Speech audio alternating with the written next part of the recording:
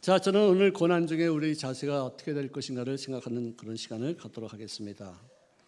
오늘 이 본문 말씀에는 고난의 종류가 나오는데요. 그 고난의 종류 중에 제일 먼저 나온 말이 애매한 고난, 부당한 고난, unjust suffering, unrighteousness, trial, 이렇게 해서 우리가 해석할 수 있겠지만요. 그러니까 이유 없이 받는 고난, 죄를 지었기 때문에 받는 아픔이 아니고 부당하게 도저히 이해할 수 없는 왜 우리에게 이런 일들이 생길까 하는 어떤 그런 고난이 있다는 것이죠. 우리 대한민국이 한반도에서 가장 큰 그런 시련은 아마 역사적으로 6.25 사변이었다고 생각합니다.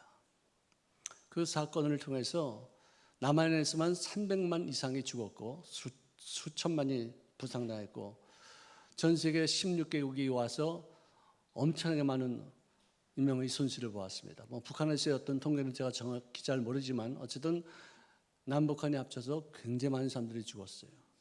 정말 슬픈 일이죠. 너무 놀라운 일이죠. 다시는 이런 사건들이 있어서는 안 되겠다고 생각합니다. 그다음에 우리가 기억할 만한 것은 이리라는 역이 있는데 거기에 TNT를 실은 그 열차가 지나가면서 거기다가 지나가게끔 되는데 그것이 거기 오랫동안 정치되면서 있다가 폭발을 해서 아마 죽은 사람이 한 50명이고 다친 사람이 1,700명 정도가 된다고 제가 기억하고 있습니다. 이것도 왜 죽었는지, 왜 이런 고난이 있는지, 왜 우리 남편이 거기서 무고하게 죽었는지, 왜 다리만 잘라서 남아있는지 참 이해할 수 없는 부분이었겠죠. 또 성수대교가 붕괴되고 삼풍 백화점이 무너지는 그 사건도 이건 어디까지나 인재 아니겠습니까? 설계를 잘못하고 돈을 아끼기 위해서 재료를 아주 엉터리를 써가지고 이렇게 붕괴가 됐는데 지금도 아마 그 사람들 중에는 지금도 고통받고 있는 사람들이 있을 거예요. 세월호 침몰도 학생들 400여 명이 죽었고 또 제가 미국에 있을 때 9.11 사태가 일어났는데요. 비행기 4대가 추락해서 죽은 사람과 다 합해서 그날 하루 만에 죽은 사람이 3,000명 정도가 돼요. 그리고 부상당한 사람은 엄청나게 많고요. 무고한 사람들이죠. 거기 갔던 죄밖에 없었어요. 왜 그런 일이 생겼는지. 그리고 어저께 텔레비전 보니까 모스크바 크로스커스 시티 홀에서 테러가 일어나서 무고한 사람들이 어저께는 한 90명 정도, 100명 정도라고 그러는데 오늘 아침 신문 보니까 150명. 앞으로 더 얼마나 죽을지 몰라요. 그야말로 무고한 사람들의 희생양이 되었었습니다. 이런 것은 남의 얘기가 아니라 내 얘기만 우리가 하더라도 우리가 살면서 누명을 쓸 때도 있어요. 오해를 받을 때도 있어요. 억울한 어떤 해고를 당할 수도 있고 왜 내가 이런 일을 당하는지, 왜 나에게 어떤 그런 일이 있었는지, 앞으로 나는 이 고통 때문에 어떤 미래가 펼쳐질지 우리가 알 수 없는 일들이 참 많이 있습니다.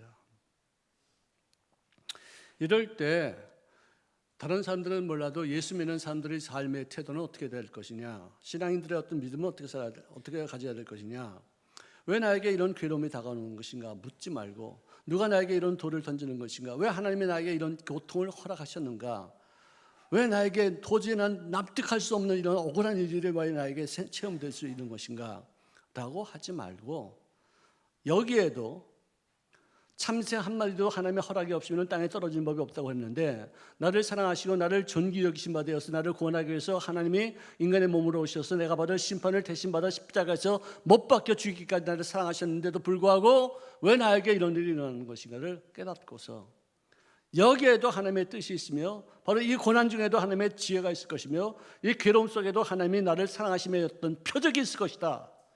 이것을 믿어라는 거예요. 물론 내가 사고의 당사자가 아니기 때문에 이런 말을 할 수 있을지는 몰라도 성경은 그렇게 말해주고 있어요.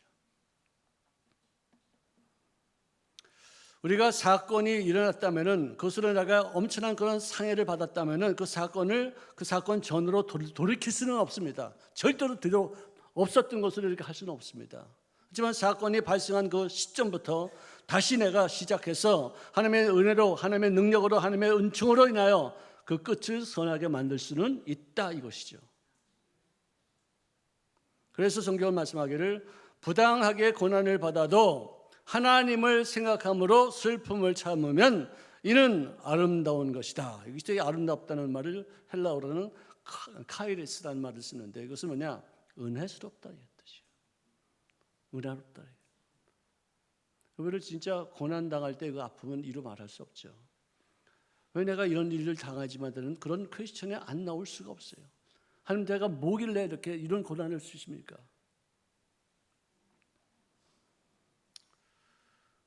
하나님을 생각함으로 슬픔을 참고 그 슬픔을 변화시키시사 아름답게 만들어 가시는 하나님 앞에 내 인생을 맡길 수 있는 귀한 삶이 되시기를 주의 이름으로 축원합니다. 그 다음에는 두 번째는 죄로 인해서 받는 고난이 있다는 것이에요.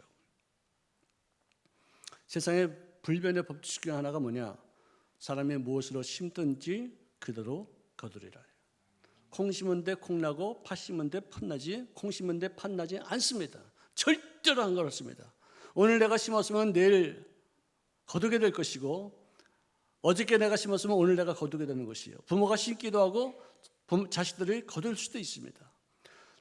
다양스럽게 부모가 좋은 씨앗을 심어서 자식들이 좋은 열매를 거둘 수 있다면 좋지만 부모가 잘못된 씨앗을 심어서 자식들이 그 씨앗의 열매를 고통으로 받아들인다면 그것도 참 안타까운 일이겠죠. 어쨌든 이 죄로 인해서 받는 그 고난이야말로 그 반드시 그 죄값을 치러야지만 하기 때문에 가장 힘든 고난이고 이 고난을 면하기 위해서는 다른 방법 없습니다. 내가 지은 죄를 주님 앞에 고백하고 내가 지은 죄를 주님 앞에 아뢰고 예수님이 나를 위해서 대신 십자가에 못 박혀 죽으셨다는 그분이 내가 받을 죄값을 받으셨다는 사실을 믿을 때 나의 죄가 사함받고 그 다음부터 생기는 그 고난은 죄로 인해서 받는 그 고난이 됐다 할지라도 그 다음부터는 용서받았기 때문에 그 고난은 앞으로 더 좋은 사람이 되기 위해서 더 아름다운 일들을 만들기 위해서 더 성숙한 사람을 만들기 위한 하나의 과정에 불과한 것이다. 너무나도 놀라운 것이 기독교의 진리예요. 고난을 통해서 내가 뭔가 잘못되었기 때문에 허락된 것임을 깨닫고 이제부터라도 바른 자세를 갖춘 바 되어져서 삶의 전환점으로 삼는 지혜, 이것이 바로 내 죄값을 나 대신 치르신 하나님의 은혜에 보답하고자 하는 그 고치는 데 어떤 소망이 있다는 것이죠. 그 다음에는 선행으로 받는 고난이 있어요. 나는 좋은 일을 했는데 어떻게 그런 고난을 받을 수 있어요? 선택적인 고난이죠. 내가 지나가다가 어떤 죄수가 십자가를 걸머지고서 넘어지고 자빠지는데 병사가 갑자기 나를 끌고 오더니 그 죄수가 지는 그 십자가를 나에게 걸머지게 하더라고요. 이 웬일이야 이게? 내가 뭐 잘못한 게 뭐? 난 그 지나가다가 이렇게 본 건데. 그러고 나서는 이 십자가를 걸머지고서 가면서 얼마나 힘들어. 남을 위해서 좋은 일을 하면서도 너무나도 고통스러운 거예요. 너무나도 너무 징그러운 거예요. 여러분들 성경에는 예수를 믿다가 순교하는 사람들의 모습이 몇 군데 나옵니다. 근데 거기서 내가 예수님 때문에 죽는 것 때문에 한탄하거나 탓하거나 원망하거나 저주하면서 순교한 사람은 아무도 없어요. 얼굴에서 빛이 나고 천사같이 환해지고 하늘의 영광을 보면서 돌에 맞으면서 죽는 그런 사람들. 그리고 내가 십자가에 못 박혀 죽는 것은 예수님이 죽으심과 똑같은 거기 때문에 이런 죽음보다 나는 거꾸로 못 박혀 죽는 것이 낫겠다 싶어서 그런 선택을 하는 사람들이 있어요. 참 너무 영원한 것이에요. 그들은 죄가 있지 않았었어요. 잘못한 것도 없어요. 오직 말씀을 전했다는 것 때문에. 하나님의 뜻, 그분이 나를 사랑하셔서 나를 위해서 십자가에 못 박혀 죽으시기까지 나를 존귀 여겼다는 그 사실 하나 때문에 견뎌야 될 하는 그런 고난이 있던 것입니다. 여러분들 정말로 상처를 각오하지 않고서 하는 사랑은 거짓 사랑이에요. 무모한 거죠. 사랑하면은 반드시 상처를 받게 돼 있어요. 제 10살 밑에 동생이 있는데요. 그 아이가 엄마 젖을 먹을 때 이빨이 이제 나기 시작해서 이렇게 간질간질하니까 엄마 젖을 먹다가 갑자기 엄마 젖을 꽉 깨무는 거예요. 그럼 엄마가 으악 하면서 나 같으면 찰싹 때릴 텐데 코를 딱 쥐더니 코를 쥐는 거야. 참는 거야. 코를 쥐니까 얘가 숨을 못 쉬니까 여기서 이걸 놓는 거야 그냥. 그래서 내가 지금도 그게 기억이 나는데 나 같으면 엄마가 막 어디다 대고서 엄마 저를 물냐고서 딱 때릴 텐데 코를 딱 쥐고서 그걸 참는 거야. 참아요. 얘가 입을 벌릴 때까지 엄마의 사랑이에요. 너무 존귀한 엄마의 사랑이에요. 내가 지금 그때를 생각하면서 엄마가 우리를 기울일 때 다 이렇게 사랑하셨겠구나. 희생이 있어요. 아픔이 있어요. 그러므로 우리가 어떤 일을 할 때에도, 자식을 키우는 때에도, 또는 남이 부족할 때 그를 도와줄 때에도 항상 낙심하지 말아야 돼요. 왜?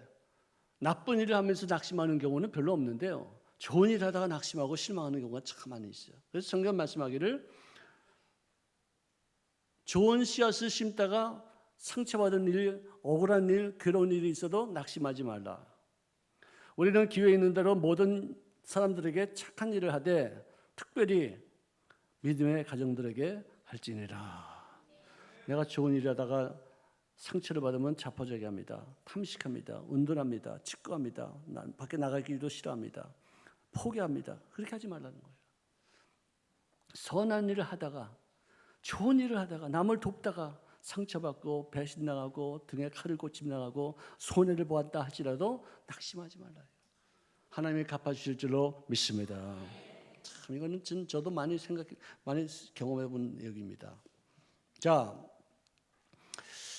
헨리 나우엔이라는 교수님이 계세요. 그 사람은 옥스퍼드 대학 그리고 캠브리지 대학 교수로서 명성을 떨쳤던 C.S. 루이스라는 어떤 그런 신학자와 아주 쌍벽을 이룰 수 있는 아주 훌륭한 그런 학자인데, 아마 이 헨리 나우엔 교수의 책은 깊은 영성을 추구하는 사람들이 많이 읽는 그런 책을 많이 지었어요. 저도 이분 책 많이 읽었는데요.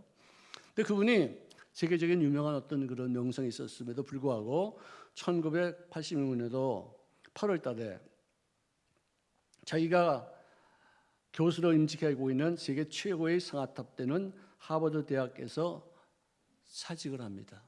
자원사직이죠.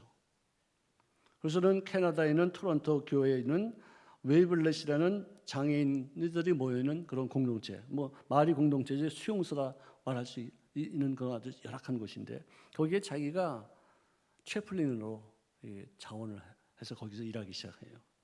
남들이 다 이상하게 여겼죠. 그 좋은 명예와 명성과 그 수입과 그 남들에게 존경받는 어떤 그런 자리를 박차고서 어떻게 그런 어떤 수용소, 장애인 수용소로 갈 수 있겠느냐, 상식밖에 일이라고 해서 막 비난도 하고 그랬는데요. 자기는 그 장애인 공동체에 오고 나서부터 정말로 너무나도 많은 것을 공부했다. 자기도 나도 모르는 사이에 나는 하버드 대학교 교수를 포기하고 여기까지 왔을 만큼 그만큼 희생적인 마음가짐을 가졌다는 어떤 자긍심이랄까, 그런 어떤 교만한 마음이 있었던 것 같아요.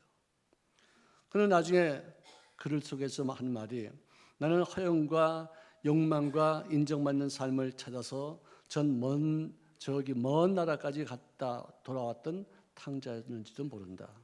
나는 그동안에 너무나도 외로웠다. 추웠다. 밤을 지내면서도 괴로웠다. 이곳에 와서야지만 비로소 나의 참된 고향을 찾았다 하면서 돌아온 탕자의 귀향이라는 책을 썼습니다. 그는 그 책에서 뭐라고 기록했냐면은, 나는 그 정신지체아 중에서 아담스라는 한 소년을 발견했는데 그를 통해서 하나님과의 만남이 진정으로 이루어졌다고 나는 생각한다.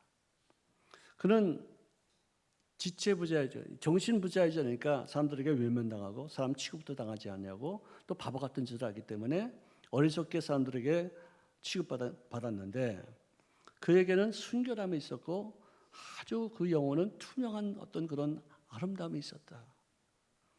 그와 더불어 내가 대화를 하면서 어떤 부딪힘이 있었는데 그 부딪힘을 통해서 나에게 붙어 있었던 거짓과 위선 같은 그런 찌꺼기가 벗겨지면서 나의 영혼이 싱그럽게 새로워지는 모습을 내가 보았다.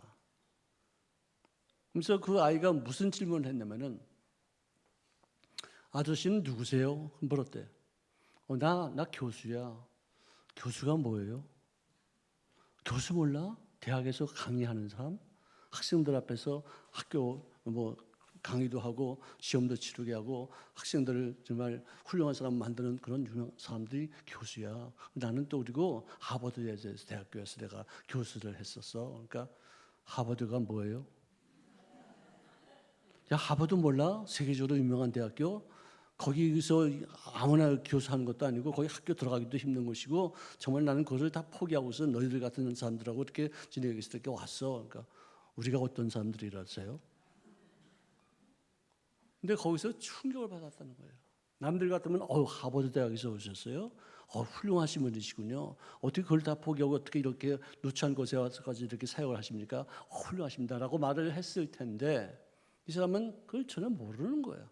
모르고서 대답하는 것이 꼭 하나님이 나한테 대답하는 거하고 똑같더라 이거지. 하나님 저 하버드 대학교 교수였습니다. 그래? 하버드 대학교 교수가 뭐냐? 저 돈 많이 벌었습니다. 그래 너 얼마나 벌었니? 나 지식이 많습니다. 공부 많이 했습니다. 박사학위가 몇 개니? 그래? 그게 뭐냐? 하나님이 물은 거예요.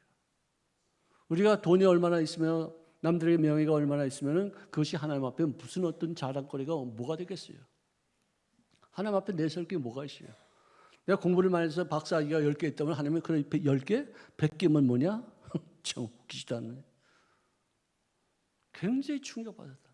그 아이는 나에게는 하나님이었다. 하나님 앞에서 내가 나의 진정한 모습을 보았다. 나는 아무것도 아니구나.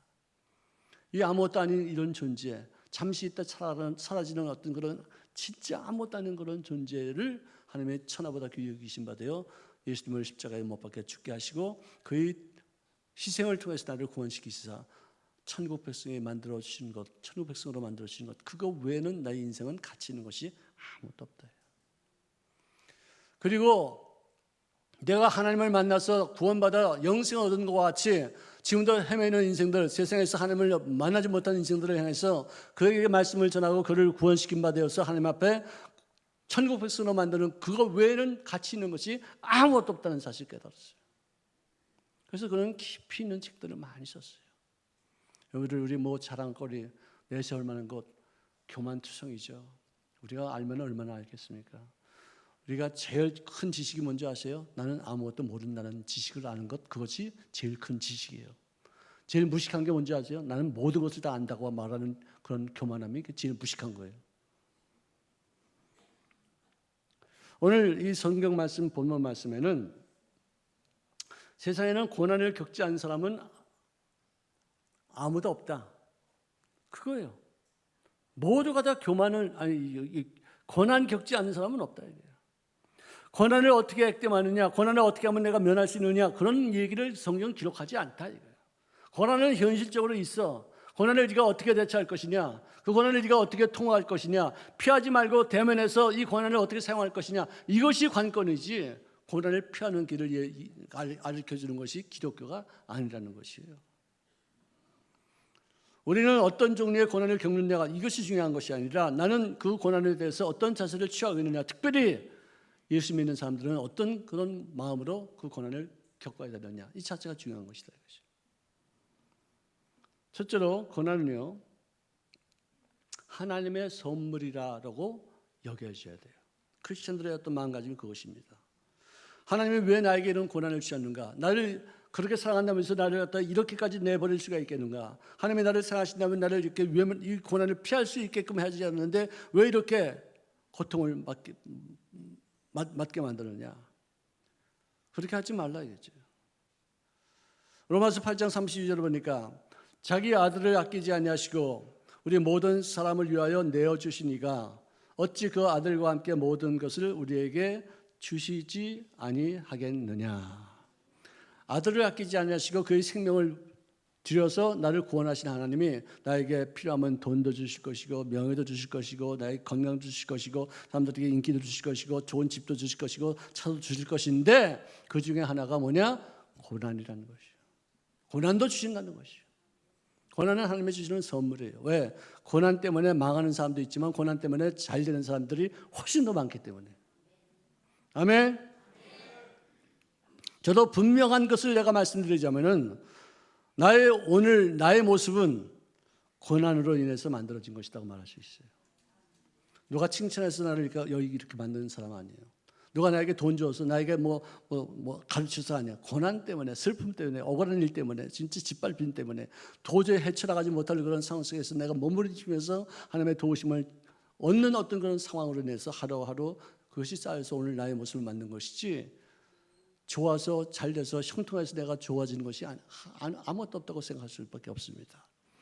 그러므로 고난조차도 하나님의 능력이요 슬픔조차도 하나님의 지혜가 있으며 그리고 내가 고통받으면서 누구에게 외면당하는 것까지도 하나님의 사랑과 은혜로 여길 수 있는 믿음을 가질지어다. 그것이 하나님이 우리에게 주시는 요구인 것입니다. 고난 중에도 믿음을 갖기를 하나님은 요구하고 계세요.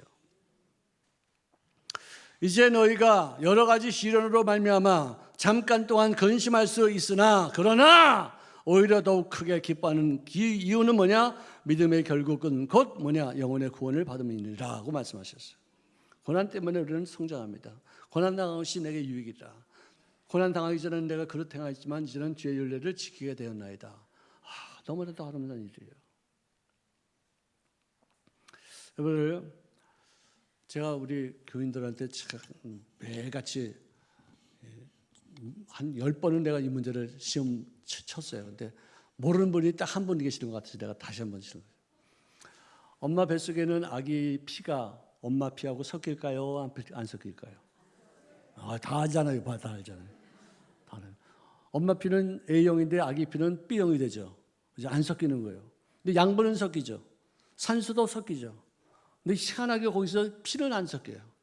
그러면 예수님이 마리아의 몸에 남자를 통하지 않고 하나님을 통해서 잉태됐다면은 그 예수님의 피 속에 마리아의 피가 섞일까요? 안 섞일까요? 안 섞이죠. 마리아 피는 무슨 피예요? 죄인의 피예요. 그 속에 죄가 들어가 있어요. 근데 예수님의 피는 무슨 피예요? 의인의 피예요. 죄가 섞여 있지 않아요. 그래서 인류의 구원자가 되기 위해서 인류를 위해서 십자가에 못 박혀 죽으시고 우리를 속량하시는 어떤 그런 대속물이 되기 위해서는 죄가 없어야 돼요. 그래서 동정녀를 통해서 천연의 몸을 통해서 이 땅에 태어나신 줄로 믿으시기를 바랍니다. 옛날에는 그 이유를 몰랐는데 지금은 이게 과학이 발달하고 의학이 발달하는 게 이렇게 알 수 있게 되어져요. 자, 그런데 성경은 모든 일에 우리와 똑같이 시험을 받으시는 하나님이시로되 그에게는 죄가 없느니라. 우리가 죄를 짓는 것은 죄를 지어서 죄인이 아니라 죄인이기 때문에 죄를 짓는 것이고 예수님의 죄를 안 지으시는 것은 그분의 의인이기 때문에 죄를 안 지으시는 것이 아니라 죄를 안 지어서 의인이 아니라 의인이시기 때문에 죄를 안 지으시는 거예요. 아멘. 이거 굉장히 기독교의 아주 핵심적인 어떤 진리예요.